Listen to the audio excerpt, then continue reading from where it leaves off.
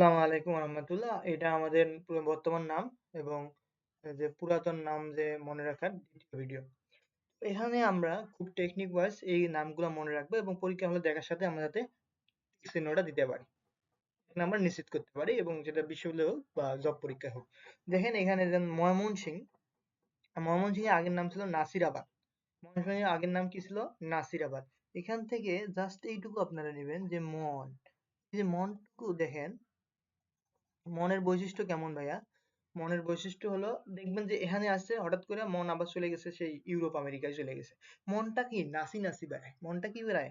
নাসি নাসি নেচে নেচে বেড়ায় আর কি, নাসি নাসি বেড়ায়। এটা মনে রাখবেন যে মনটা নাসি নাসি বেড়ায়। এখানে যেহেতু ময়মনসিংহের মন আছে, মনটা নাসি নাসি বেড়ায়। এইভাবে যদি মনে রাখতে পারেন তাহলে দেখবেন যে ভুল হবে না।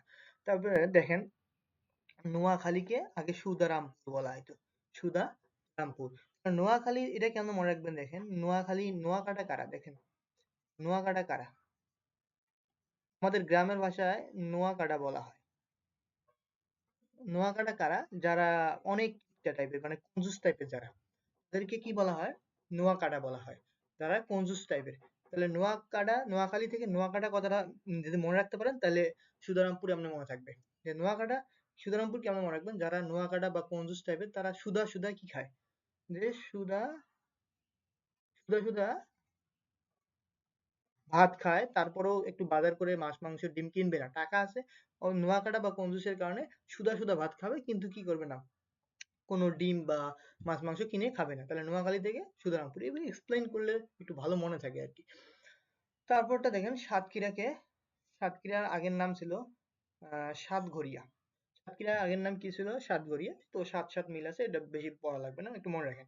আর এটা দেখেন যে সিলেটে, সিলেটের একটা কমন বৈশিষ্ট্য হলো ওখানে গিয়ে আপনি পুরি বলতে পারবেন না ভাইয়া। খবরদার যারা ভিডিও দেখতেছেন তারা একবার ভালো করে মনে রাখেন যে ওখানে গিয়ে পুরি বলা যাবে না। পুরি দিয়ে সিলেটে কি বোঝায় জানেন? পুরি দিয়ে মেয়ে বোঝায়।